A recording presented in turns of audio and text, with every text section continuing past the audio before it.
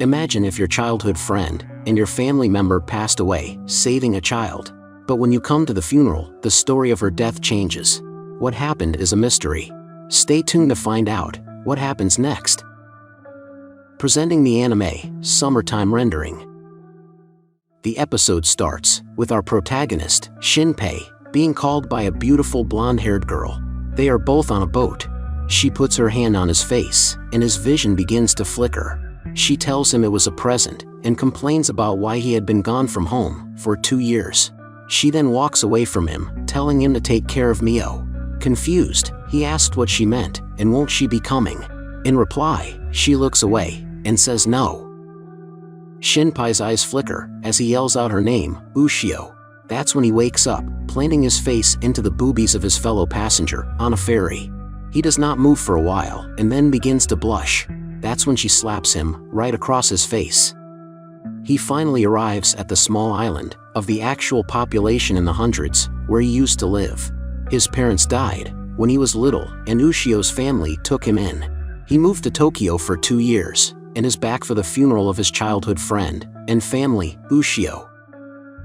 A bicycle comes crashing in. It's Mio, Ushio's sister. At the funeral, Shinpei's friend tells him about the girl, Shiori Kobayakawa, whom Ushio saved, and how she has completely gone silent. He then tells Shinpei that his father performed the autopsy, and they found strangling marks on Ushio's neck. Shinpei is left completely shaken, and says they will discuss this after the funeral. At home, Mio gives Shinpei a seashell necklace.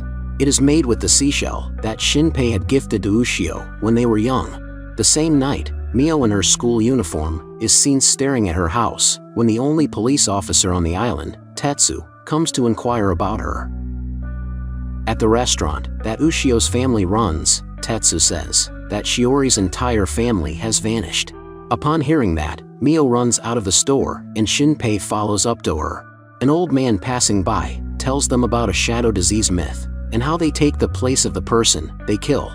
Mio begins to cry because she and Ushio had seen Ushio's look-alike.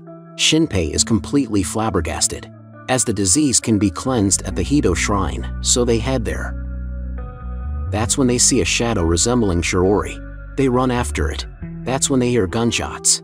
They find the girl from the ferry, lying in a pool of her blood. As she is about to tell him something, she is shot in the head. When Shinpei looks up, it's Mio in her school uniform, holding the actual Mio. She shoots Mio, as Shinpei watches in complete horror. Shadow Mio then points her gun at Shinpei, and bang! She blows out Shinpei's brains as well. Shinpei suddenly awakens back on the ferry, into the woman's chest. Shinpei tries to convince himself that it was just a nightmare, but everything continues to happen the same way. He looks at the brakes of Mio's bike and notices they have been cut. He also notices a flash at the funeral. The day continues in exactly the same manner, making him realize it was no nightmare. He had jumped back in time. Later at night, he is outside to take a breather after dinner. He sits behind the road divider, and that's when Tetsu arrives. He sees Tetsu talking to Mio, who is in her uniform. That's when he realizes it is actually Mio's shadow, and Shinpei watches Tetsu being murdered by her. He starts to hyperventilate, but he calms down. He hears the same camera sound and flash from the funeral. From Mio's shadow, a copy of Tetsu is formed. The new Tetsu disintegrates the actual corpse body into dust. Shinpei's phone rings, compromising his location. Shadow Mio stands over him, and it is not long before he is murdered too. As his soul leaves his body, Ushio's spirit tells him to save Mio. This time he awakens, and has already gotten off the ferry on the island's dock. With a clearer memory this time, he is able to save Mio from falling over the dock due to the tampered brakes, but falls over instead. The woman from the ferry is seen hanging upside down from a tree. She records her observations up till now, and how she knows that it is right among them, hinting at the shadows. She then sends a recording to someone unknown to protect Tetsu from being murdered. Shinpei lodges a fake report about a fight in a bar. He then places his phone to record the shadow Mio for when she comes, and stares at the house. Inside his home, he stares at the mirror and notices that his eye color has changed. One eye is bluer than the other. He calls out for Mio, who is in the bath, but because she is unresponsive, he jumps in the bath, only to be hit by the shower, and gives us a little fan service. Later he shows the recording of Shadow Mio to the real Mio as proof of the Shadow sickness, and explains how it wants to kill her. Mio realizes that Shadow Ushio must have killed Ushio. The next episode starts, and Mio decides they should save Shiori. Shinpei is scared of the risk and decides to go alone. At the Kobayakawa store, no one is there. That's when a neighbor of Kobayakawa barges into their home. Inside the house, the food from dinner is still on the table and the TV is on. Shinpei finds dust piles, proving Shiori's parents were killed after the funeral. Shiori, who attended the funeral, was actually Shadow Shiori. Shiori had been killed before Shinpei arrived on the island. In the corridor, as he turns on the lights, he hears the camera shot and a flash occurs. He turns around to find Shadow Shiori standing there. At the funeral, he had asked Shadow Shiori if she had seen someone similar to her. He had compromised his position. Through this, a shadow begins to form from Shiori's shadow. Shinpei realizes that he has been afflicted with the shadow disease, not only now, but even at the funeral. The flash that had happened was for him. Before Shadow Shiori does anything, the neighbor arrives, and Shiori is gone. He attempts to trace the woman from the ferry. He looks in every inn, only to find out she didn't stay at any of them. After the unsuccessful attempt, he goes to a shop, where he finds Tetsu. Having been away on Shinpei's fake police report, Tetsu isn't killed, so Shiori's disappearance is adequately investigated, and a detective is invited from the mainland. He also gives Shinpei Ushio's phone, which she had given to Tetsu the day before she died, insisting Shinpei would know why. Needing more help, Shinpei tells So everything, and So suggests if shadows can be photographed, as they have physical bodies, and can be killed. Mio suggests asking Priest Haruko at the shrine, but Shinpei delays this until tomorrow, since it was at the shrine where Shadow Mio killed them, so she might still be there, lurking in the shadows. Like the previous day, Mio gives Shinpei Ushio's necklace again. The next day, the island holds its annual festival. So's sister, Takiko, is also there. She is Mio's close friend. Shinpei realizes So has a crush on Mio, and after a silly confrontation, Shinpei only admits to liking Mio as a sister, which seems to disappoint her. Shinpei sees what appears to be Ushio's ghost and chases her to the beach, where she watches the fireworks, leaving us at a cliffhanger.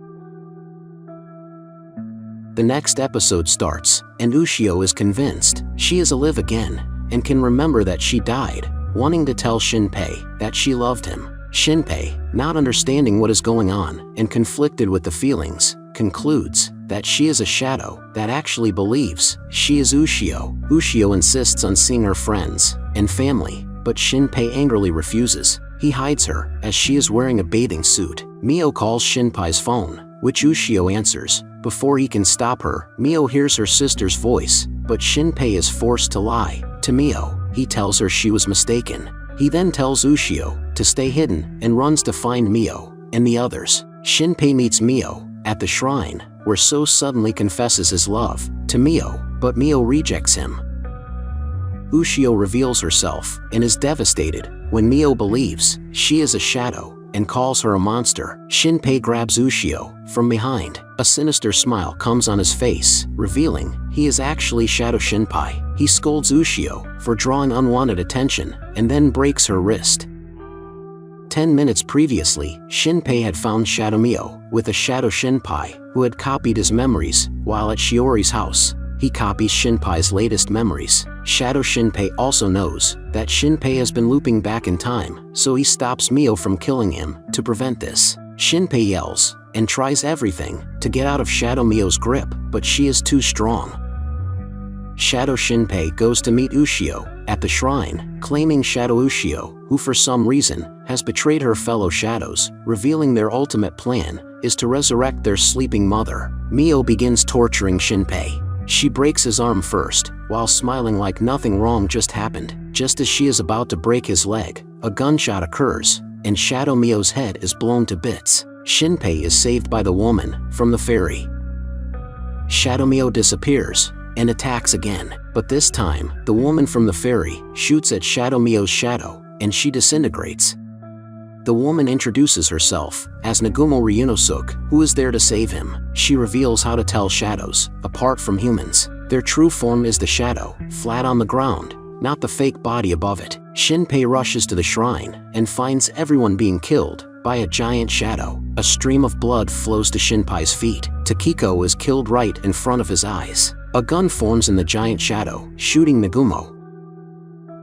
But she manages to dodge enough, only to hurt her ear. Giant Shadow identifies Shinpei's eye as their mother's eye, which controls time. Shadow Ushio still insists she is human and rejects her fellow shadows. Helpless as ever, he watches as So is axed by Shadow So while protecting Mio. Shinpei tries to get closer to Mio, but just as their fingers are about to touch, Mio disintegrates, getting absorbed by the shadow.